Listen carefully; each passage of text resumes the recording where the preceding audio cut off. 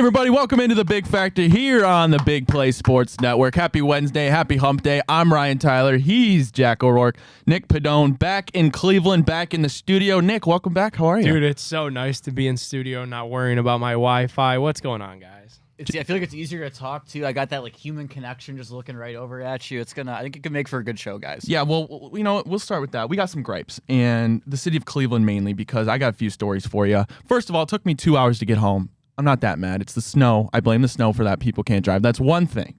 But first of all, here at Burke Lakefront Airport, where our studio is, the exit to get off right there has been closed because that sinkhole right by Brown Stadium forever. That's been going on since the Dolphins game. I don't know when it's going to get fixed, but also Friday, giant pothole in Cleveland. I nailed it. Completely blew off my tire. Had to get a whole new tire. It almost messed up my rims. Justin Bibb needs to get his shit together. He's too busy. What, Nick? Yeah, he's too busy sending strongly worded letters to the Haslam Sports Group and the Browns. Like, let's fix up what we presently have down here at the lakefront while, we let them cook with whatever they're going to do in Brook Park. I don't understand how this exit has been closed for 3 weeks. Like, I surely today I'm like, it's gonna be back to normal, right? Like, it's also 2 weeks. I left the state. I came all the way, went all the way on the other side of the country, came back. Nope, still closed down. It's not like a Hilliard for you West Siders where you're trying to cover like so much area. It's a pretty small exit. I mean, there's not much you can do. There's like one street going through. How do you not figure that out so fast? I mean, it's like you got to take care of the horses in the stable first, Mayor Bibb, before you worry about whatever the Browns are doing. Jack, you quite literally walked in here as we were starting. Yeah. Yeah, and I left my house at 8:35, I'm going to say, because I stopped to go to the gas station first to go get a couple of drinks for me and you to get ready for this morning. And yeah, I sat on the highway for about an hour. Shout out to Google, by the way, for not telling me that the highway was practically shut down. I feel like you guys could improve on that as well. Okay, that's kind of on you, because if there's a closing or anything like that, you have to use Waze. See, everyone says that about Waze. I kind of like the thrill that you get from not knowing where the police are. Like, I like driving on the highway and having my eyes out both ways at all times. I feel like you get more of a thrill and a rush of your day than, oh, the cop's right there. That's not fun. Also, I was gone for a couple of days, and the studio here at Burke is like completely falling apart. I think everything in Cleveland's falling apart. Caulking guns? Is that what those are called? Yeah. So we've got, over here to the side, we've got some soundproofing that's halfway off. This, artwork soundproofing is all the way off. So somebody's going to have to tap into this caulk gun. Well, hey, listen, everything's falling apart in Cleveland. Something that fell apart, maybe it's what started this all, guys, is the Cleveland Browns. And more specifically, the offense. Yeah, I'm going to blame Deshaun Watson. But anyway, news came out yesterday. Browns' new OC, they're promoting former tight ends coach and pass game coordinator Tommy Rees from your Notre Dame Fighting Irish. Just 32 years old, Jack. What do you know about this guy? Anything? Yeah, a lot. It's weird because I remember watching him play, which is kind of odd to say about a coordinator now. Like, I was in the stadium when he lost to Tulsa back in 2010, which is almost as bad as the Marshall loss looking back at it. But it was weird. He got upgraded pretty quickly through interning or GA is what they call it, I believe, in football, all the way up, made his way to the OC at Notre Dame. Had some issues there with Jack Cohn, who was a really solid quarterback, in my opinion. There's the iconic video of Tommy Rees yelling, "Do your bleeping job," into the phone. That was like pre-Ken Dorsey meltdown with the Bills that one year. He's had some issues in the past. I mean, even at Alabama, I don't think he was renowned for being a great offensive coordinator, but people love him within the sport. There was rumors he was going to go with Vrabel to the Pats if the Browns didn't pick him up. So I'm excited to see what he can do with an NFL offense. Yeah, you said it, and I mean, we'll get into this a little bit later, but he called plays at Alabama, called plays at Notre Dame, hasn't called plays in the NFL yet. He'll get a shot. Well, while we all hate Deshaun Watson, this guy he's gonna get a shot.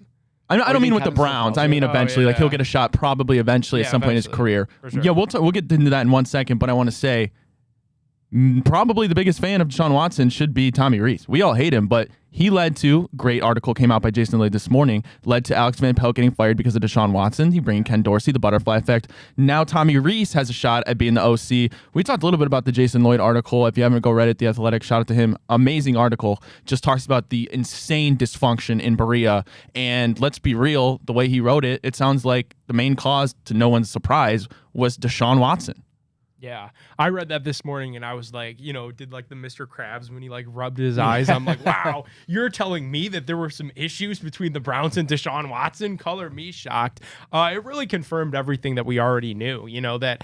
We heard rumblings and reports from Charles Robinson, who's as plugged in as they come over at Yahoo Sports, that, Bill O'Brien literally had to call plays at practice for Deshaun Watson in Houston from the sideline. So this guy never really understood how to run an NFL offense. The Browns hand him $230 million. Obviously, Kevin Stefanski, maybe not the ilk of a coach as Bill O'Brien, just in terms of guys that have been around the block and done it for that kind of long, that long, and being able to tailor to a player's every single needs.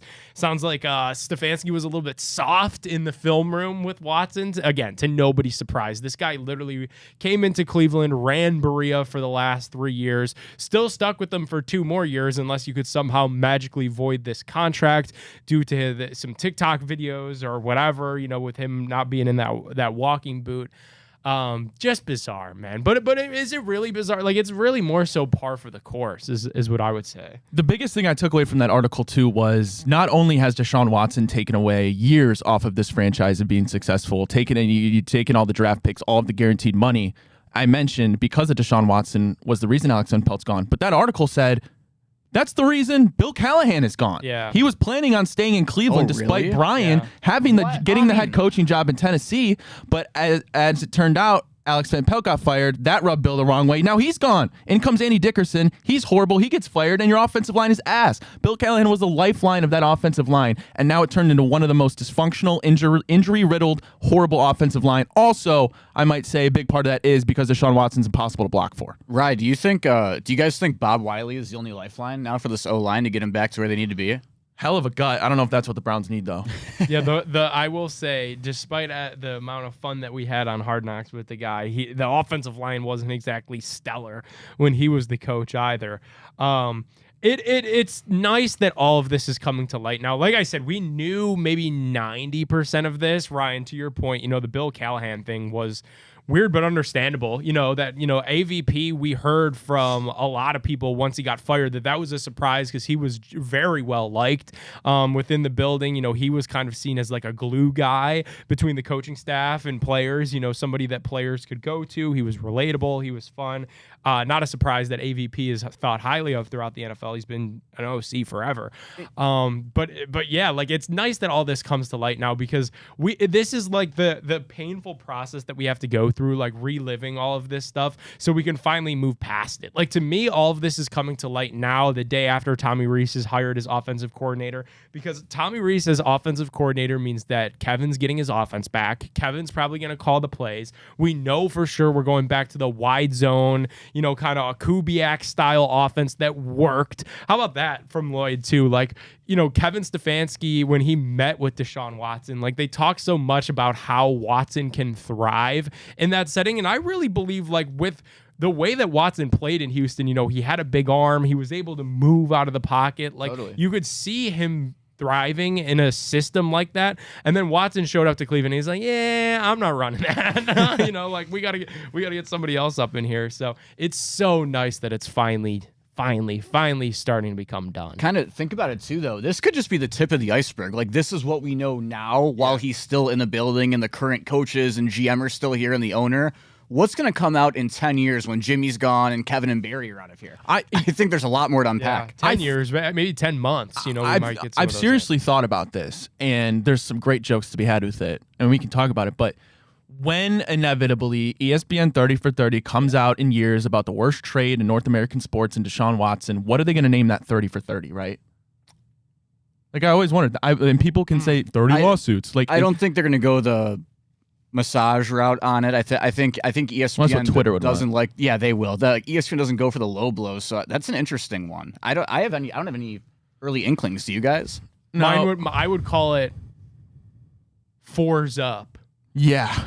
Fours up. That's Does a great. Chops get a feature in that? Like, do they pan the camera and it's him his and, ass, who's like fat ass just sitting there with the Thor hat on, and he's like, "Yeah, I was for the trade. Me and Deshaun are still boys. Didn't work out in Cleveland. Is what it is. Is what it is. They had to move off Baker. Is what it is." And it'd be funnier. Which one's Quincy? What's his quarterback coach? Avery, Quincy yeah. Avery. He'll make an appearance. The for funniest sure. would be, so you know how like sometimes in these like documentaries they have people who are like they're all black, like you can't. It's just like an outline of their body. Imagine silhouette. it's just like so clearly Chops, but it's like his silhouette, and like everyone in Cleveland knows it. His voice is like they do it so it sounds like this. He's got like the Darth Vader voice pack. Yeah. Well, anyway, it's always great to get your pound of flesh when you see stuff like this come out in the article. For You sure. already knew how it was. Well, people will flip it over now to the AFC North, the Steelers. They want their pound of flesh. Some people do, I should say. Mike Tomlin, people are talking about, is he due to be canned? You know, the lack of playoff success. Haven't won a playoff game, excuse me, since 8 years since the last playoff win. He's been there since 2006. I believe the second longest tenured coach in the NFL behind Harbaugh in Baltimore. Just signed a 3-year extension in June, guys. But what are you guys thinking for the Steelers? Is this medium, getting to the playoffs, flaming out in the first round enough? It sounds like enough coming from Browns fans, right? Like that would be nice. But at the end of the day, when you want to compete, you're a Super Bowl winning franchise. I believe 6 Super Bowls there. At some point, it becomes monotonous. Yeah, I can't really put it all on Tomlin though, and the reason why is because like, what are the Steelers, and Steelers ownership? How much more can you expect out of this guy? Like, he's punching above his weight class and has been for so long, really since like the last 3 years or 4 years of Ben Roethlisberger, where he was just horrible to watch. Like, he couldn't complete a pass more than like 5 yards down the field. And then ever since, they've been just wandering the same quarterback desert as the Browns. Like, they flipped to Kenny Pickett, who a lot of people in Pittsburgh thought that would be and was the savior, and he wasn't. Then this year they did Justin Fields and Russell Wilson, who are both kind of washed, at this point, backup quarterback. So like, I think until Mike Tomlin gets the opportunity to have an actual NFL, real quarterback that's playing NFL caliber football come December, come January when it's playoff time, like, you kind of got to keep giving him passes, because look at what he has to work with. Like, it's not like the Steelers are like the big bad Steelers of old. And Nick, the name of their old GM during the Big Ben era is escaping me, but the current GM for the Steelers is Omar Khan. Yeah. And the people out in Pittsburgh call him the con artist because he has been sticking around with his job and cannot find a quarterback to give Mike Tomlin. So maybe they move on from the con artist and find a quarterback in the draft sometime soon. Well, Mike Tomlin is asked if he feels stuck being the Steelers head coach right now in their wandering quarterback desert, as you said, Nick. But listen, you can't just replace a guy like Mike Tomlin, the 12th winningest coach in NFL history. If the Steelers win 8 games next year, which, by the way, never had a losing season, so that's projected to happen probably, he'll be in the top 10 in wins in 2025. That's not just something you can replace. I understand where Steelers fans are coming from, because something it seems like need to give, but I agree with you, Nick. I don't think Mike Tomlin is what needs to change. Listen, he built that culture. I mean, the Mike Tomlin propaganda that was Hard Knocks was impressive, to say the least. Like, that's a guy you want to go play football for. That's a guy who's seen the ups and downs, and he has won a Super Bowl. That'll be interesting to see. Like, who would you possibly replace Mike Tomlin with? That's what I say about Ryan Day in Ohio State, guys. Yeah. Exactly. Like, are they, could you really see Pittsburgh going like the young coordinator route? Like, no, not really. They would probably try to do like and then any other, okay, you bring in Mike McCarthy or a guy like that, other proven Super Bowl winning head coach. Why wouldn't you just stick with what works? And that's the reason why the Steelers are a model organization. And while the playoff success haven't been there, they've at least been to the dance. And as Browns fans, I think we would all take that, because they've only had 3 coaches in the last 30 years, whereas we do this every other 2 years. So I would just stay put. And I get Steeler fans are, that the word fan comes from the word fanatical. They want to see change. They want instant success and gratification. They had plenty of it throughout the entire 2000s and even into the 2010s. Like, this is a little reload for them. They're never probably going to like strip it all the way down and rebuild. They just got to find a quarterback. Yeah, and I don't think they should, right? I mean, you talked about it exactly. Mike Tomlin is a fantastic head coach. Yes, he flames out in the postseason, the first round. Why? Because he's going against guys like Josh Allen. He's going against guys like Lamar Jackson. And the answer, I don't think, is to strip away a coach that has proven he knows what winning is. It's do whatever you can, and you're going to say, no shit, Ryan. But it's what the Browns tried to do and failed epically, is you got to just go get that guy that can be the franchise quarterback that lifts you past that point. And until they do, I mean, I don't think getting rid of Mike Tomlin is going to magically make that happen. I mean, the guy made the playoffs with Kenny Pickett and Matt Canada. That's the equivalent of Kevin Stefanski winning games with DTR and PJ Walker last year. Where is Matt Canada? Anybody know? Probably Canada. Canada or the USFL, if I had to bet. Yeah, that's a good bet. Well, speaking of bets, we got to take a break, but Jontay Porter's back in the news. He got leaked text messages. We're going to go over those. What a dumbass, by the way. Confirmed dumbass at this point. We're going to break that all down and more. Thanks for tuning in, everybody. We'll be right back here on The Big Factor.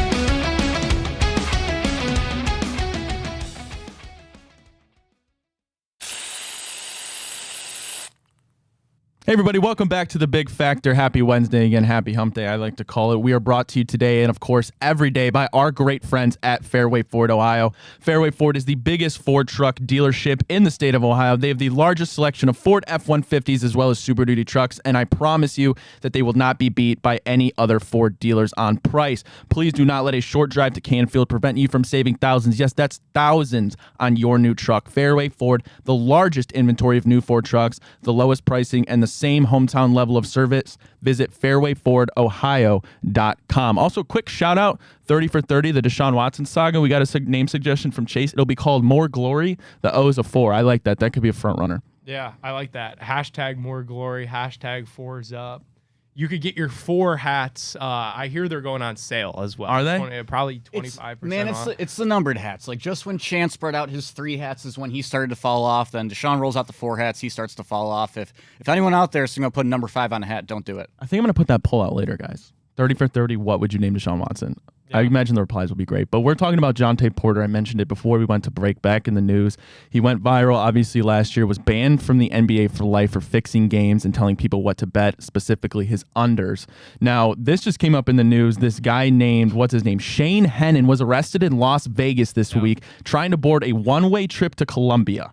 He had multiple cell phones, one for the plug, one for the load, $10,000 on him in cash, guys. This is a 6-person charge in this betting scheme. Basically, Porter was texting him and other people he's going to check himself out of games. This guy made a buttload of money, got caught for it. But Jack, Jontay Porter's text messages got leaked. And what a moron. Yeah, he's a dumbass. It's about as simple as that. There's a couple of precautionary measures that you got to take if you're point shaving or doing anything cheating on professional sports, specifically as a professional athlete.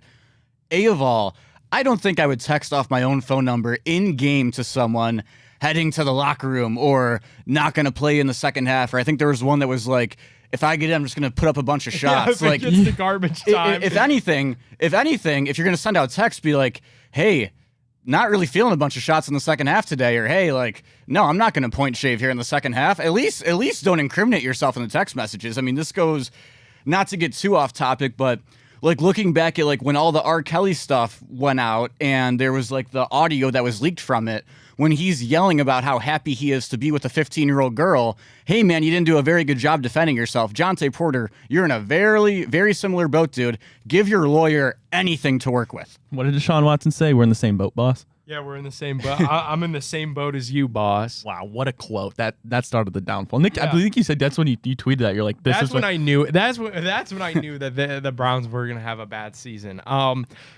Did Jontay Porter get sentenced yet, or like? So here's the thing. He gets sentenced on May 20th, and if he does get found guilty, which I mean, how would you not? It's looking like it right now. I'll tell you that. He faces up to 20 years in prison.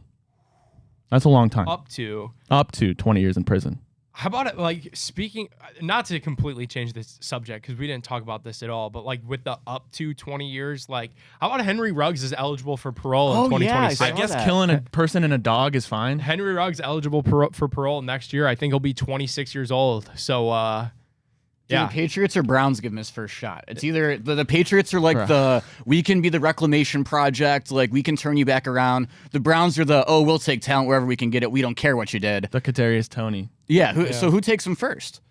I don't know that anybody will, but for Jontay Porter, I mean, there's no way. No way. What was crazy?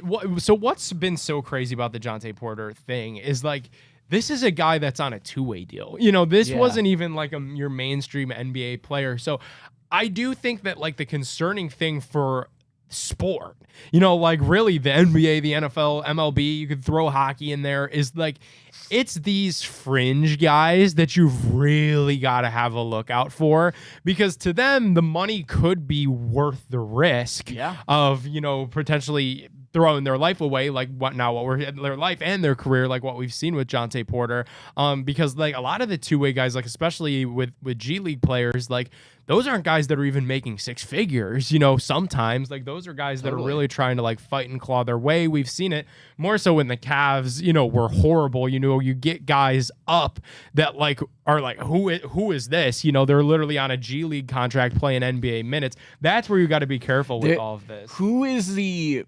taller bench guy? I have to ask his name every single time he goes in a game. Is it like JB Thor or something like that? JT Thor. JT Thor. Like that, those kind of guys of the world. But I want to ask you guys, because Jontay Porter's not the only guy who's ever bet on his own team or anything by any means. I think we'd be oblivious to say that he is.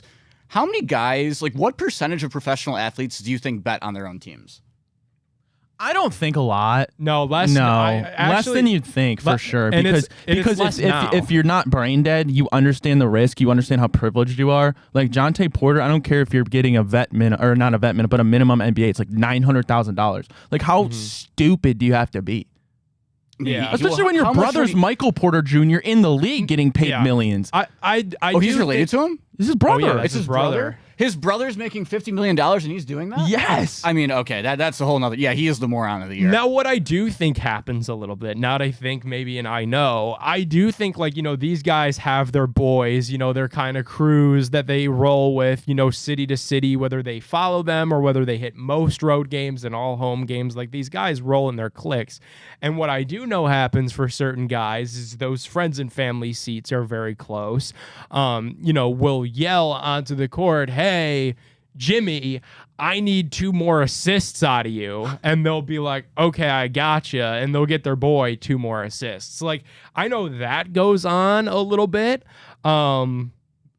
Anything further than that, I don't. And that's also different because you're trying to get stats. You have to work for that. You can't. Jontay Porter says, "Oh, I'm just going to check myself out of game. Or I'm just going to go up and chuck 43s." Like that's inherently without a problem. You can go ahead and do that. And it's different too. Like R.I.P. Pete Rose. You know, obviously because that's the biggest one. And like the one feather that he always had in his cap, and I think it's compelling, is the evidence showed, you know, and there was evidence for Pete Rose that showed he never bet against his own team. That's where Jontay Porter was like, what are you doing? You know, he's like literally telling people to bet his own unders and stuff. Like that's where things get really bizarre.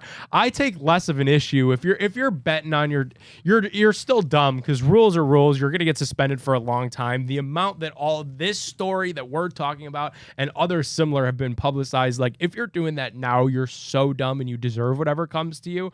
But if you're betting on your team to win, I at least could have empathy towards you, because like it's like the Michael Jordan thing. You know, he's such a competitor. Like he was like borderline addicted to gambling. Michael Jordan was, because he was such a fierce competitor. And you brought up a great point about it too, Nick, when you mentioned that it's so tough for these two-way guys who don't know if they have a future in the league or not.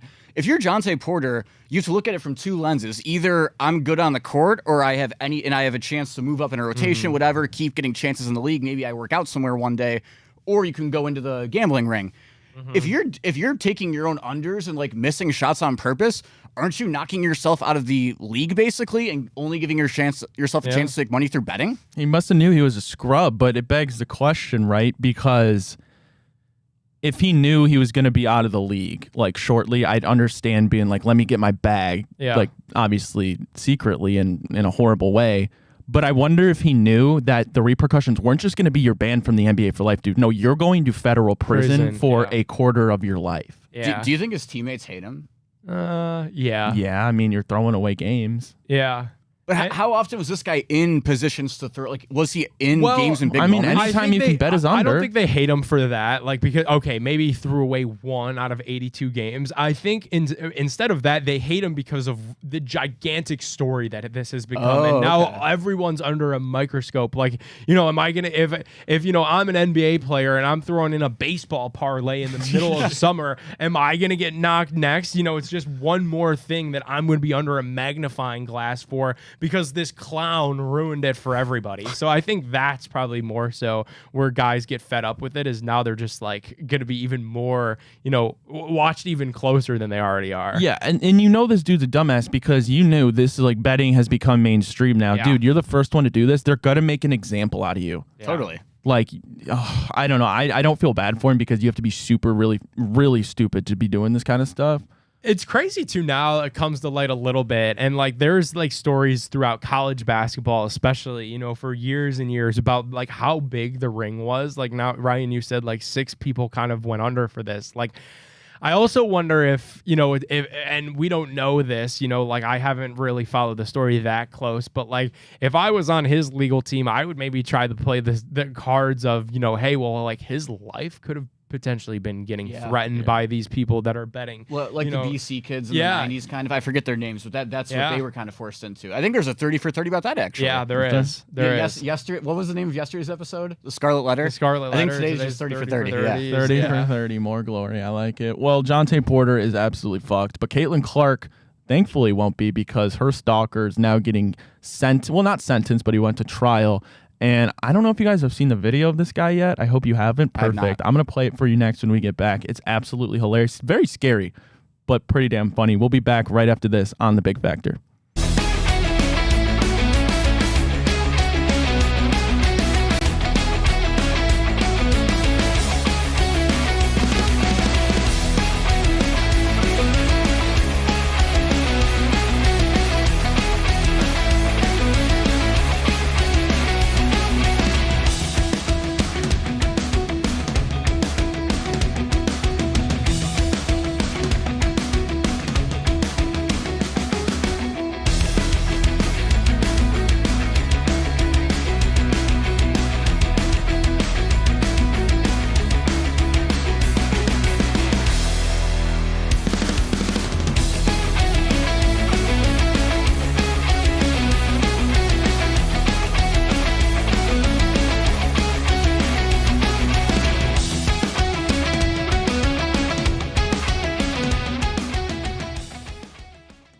I made a mess with that caulk gun. Did you? Yeah. Nick made a mess with the caulk gun. That's okay. The studio right now needs a little bit of fixing, but so does the Browns. So does Deshaun Watson. Nick, you just asked people, what would you name the 30 for 30? Cleveland Browns failure of Deshaun Watson. Go answer that at The Big Factor or at Nick Padone 12. I tweeted it off my own, but The Big Factor retweeted it. So yeah, tap in with Either us or. on X at The Big Factor. Throw it a follow at Nick Padone 12. What would you name the 30 for 30? Well, Deshaun Watson sucks. Caitlin Clark's stalker sucks. We talked about it yesterday, but more details came out. His 55-year-old, his name's Michael Thomas Lewis. Well, he actually said he's guilty of charge in front of a judge Tuesday. Before we even dive into this, I want to show you guys this video. Nick, throw those on real quick. Okay. It's not a long video, but you guys need to see this. I'm actually shocked you haven't seen this, so check this video out real quick.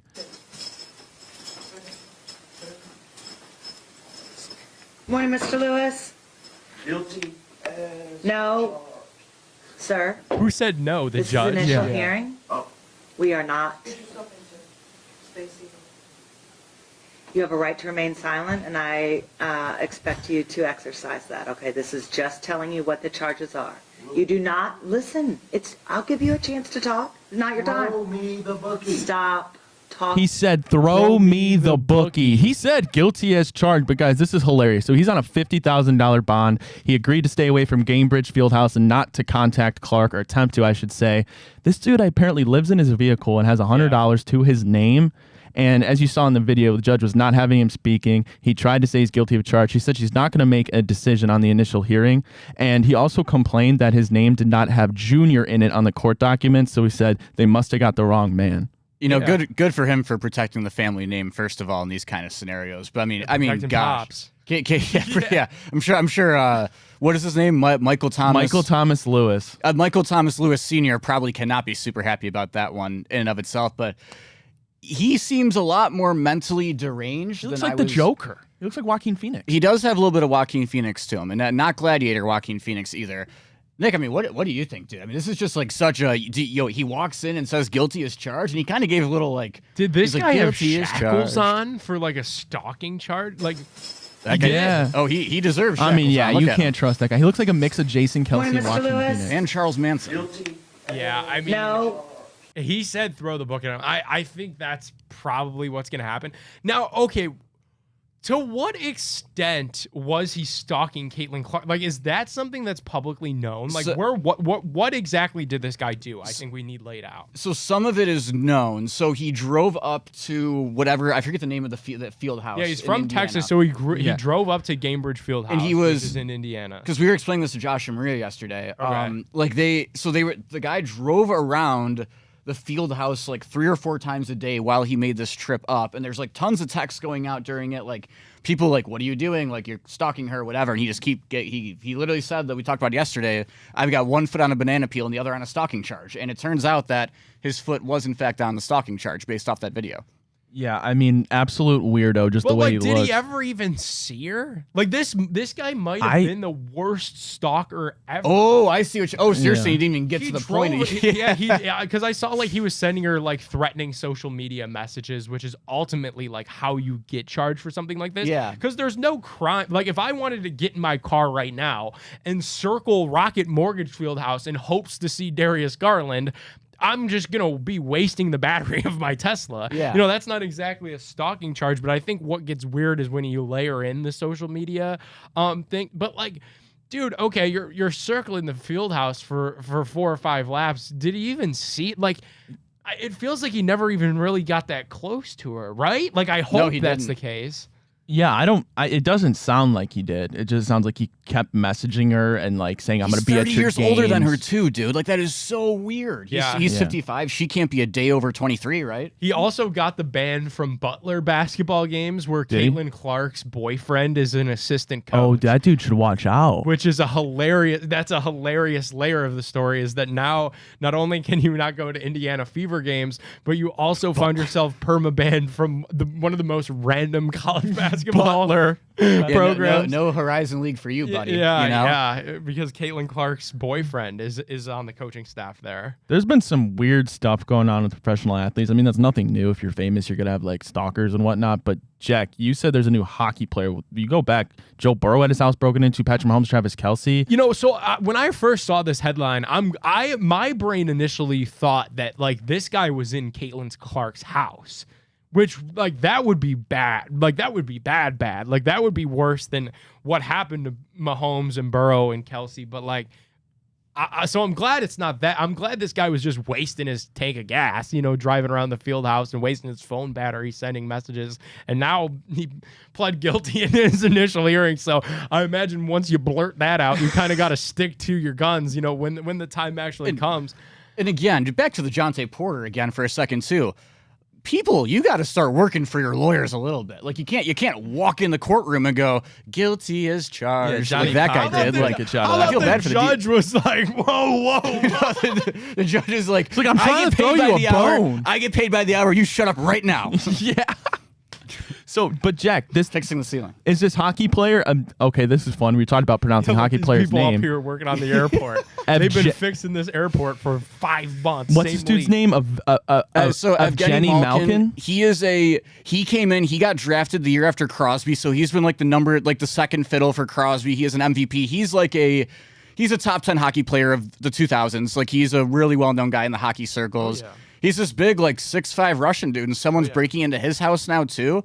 I'm just like, what's going on with security in the world? Like, we live in a city where, like, Kyrie used to live here, a bunch of huge profile athletes, Jose, whatever, Frankie. We're an hour and a half from Bath, down in Akron, where LeBron lives.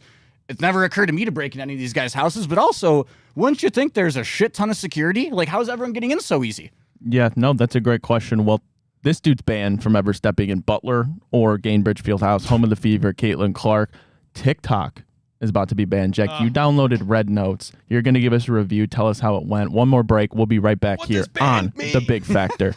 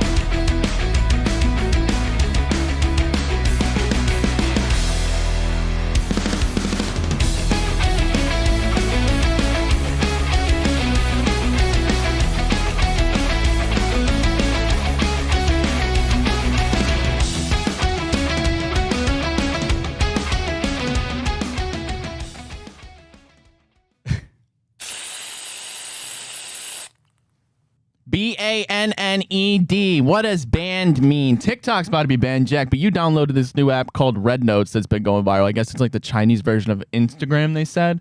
How was it? It's got a little more TikTok to it, in my opinion. I've only done about 30 minutes of doom scrolling so far on, what is it called, Red Notes?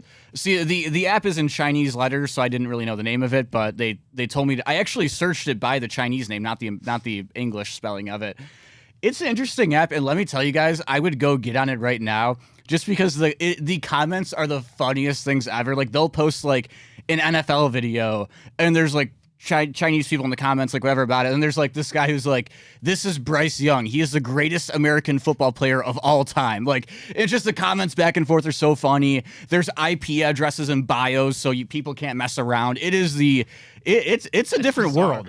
That's bizarre. But wait, so here's the thing with it, though, right? Like, I thought TikTok is getting banned because it's owned by... Look at Caitlin Clark peeking out over the logo.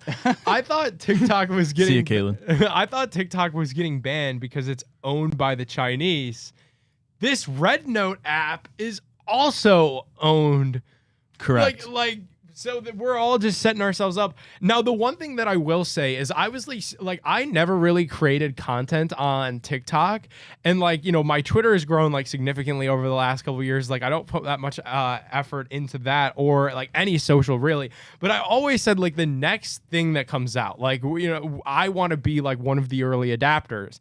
And now I'm starting to get a little bit of FOMO that this Red Notes thing has been around and I don't even have it. I haven't created any content on it. It's worth it. It's just funny. I'm still working on the algorithm. I had to search up Joshua Block a couple times before I could get a video of him on my For You page. Yeah, Jack, how long till that jug merchant Sidney Thomas is all over your algorithm? Oh, that didn't take very long. That already happened. They figured that out in the first half hour. But I'm glad that's international. Yeah, that transcends all borders and wars. Sidney Thomas can go wherever she wants. But it is interesting that Chinese letters are in the comments. So they're trying to encourage you to type in Chinese. I think they're just trying to make America Chinese, which might be cool. Who knows? I could learn another language. Give me some Rosetta Stone. No, that would be horrible, Jack. But Nick, to your point, yeah, I thought about that too. If this is really gonna be the next thing, then getting on early, like you talk about the people who were on Vine early and became absolutely the Pauls. Look where they launched from. Right, that could be us.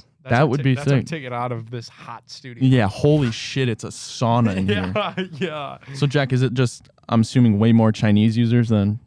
Yeah. There definitely was about 18 to 20 videos in the first half hour that were yeah, that's not for me. A lot of stuff that was not in my language. It's kind of, I don't know if you guys have ever seen the old SNL skit of Chris Farley when he goes on like the Chinese version of Jeopardy and they ask him everything in Chinese and he doesn't know how to answer anything. Like it's got a little bit of that to it, but once you get into it, get the algorithm moving. The comments are the best part. You guys got to get in there just for the comments. All right, but how about what about creating content on it? Like, is that worth it? Like, should I? I'm gonna try and post one today. I think I'm gonna try and do something for the first time with it. But the whole, and I don't even know what an IP address is. I just know it's like a thing that can mess with you in some way, shape, or form. So I'm a little bit nervous to get on the internet and talk some shit when my IP address is in my bio. So that is the one thing that kind of scares me. Yeah, IP addresses are the one thing about them is that they are traceable. Yes, they are. So what do they do though? You would need to know. You would need to be friends with or know somebody in the. So like law enforcement. Back to one of our previous The Indianapolis police used this guy's IP address to track that he was circling the stadium, to read these messages that, he was on one foot of the grave, one foot on a stalking charge when he was trying to find Caitlin Clark. Like, that's what you use an IP address for, to track pretty much any internet or cell phone activity. That's unsettling. Any device has an IP address. Jack, so that computer has an IP address, your phone has an IP address, your MacBook has a different IP address. So worth downloading Red Notes? Identifiable.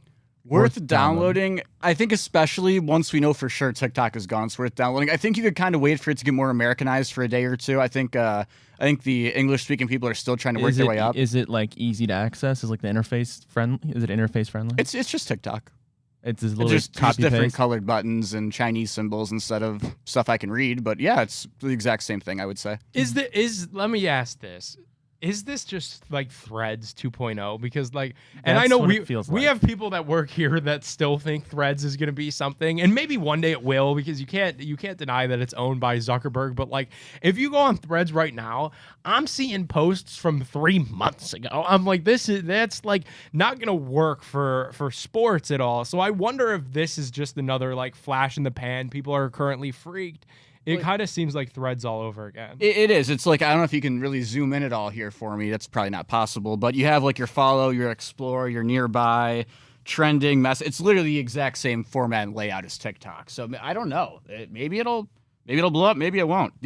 Ryan, the first thing though, the top video right now on my explore page is called Skibbity Brain Rot. So brain rot has transcended nations. Oh my God. Well, maybe that'll unite the world. Brain rot. Maybe one day.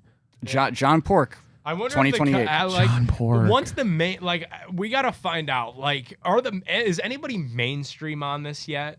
I don't think so. Is I think Ray it's for on the this? taking. Yeah. Is the are the Costco Jack, guys? you got to on come up here? with your shtick. Josh Richards. I've seen a couple of you guys know Jordy, the guy that does the TikTok edits so they're go crazy. Yeah. He's on there. That's the first big one I've seen. We should take this show off TikTok. This is gonna be an exclusive Red Notes show. We're gonna be the first sports podcast on Red Notes. That would be pretty sick. It would be. I'm sure somebody else is probably scrambling to do the same exact thing right now. So I got an account. And Ferb, I know what we're gonna do today. Yeah. All right. Well, we got to wrap up before Bruce Drennan kills me. Yeah. Jack, Tyler Danberg tomorrow, right? Yeah, big guest. The Ohio State football play-by-play for the student radio broadcasters. No one who's more in the know about Ohio State football, so I think that'll be a fun one for sure. He's great for some guards talk also if you want to get into the nitty-gritty. All right. I do want to talk the Drake lawsuit tomorrow too, because I think that's very interesting. We ran out of time today. Nick, do you have some? No, I don't have anything. All right. Well, we got to get out of here. Thank you everybody for watching today. We'll be back tomorrow, same spot. Me, Jack, Nick. You gonna be here tomorrow, Nick?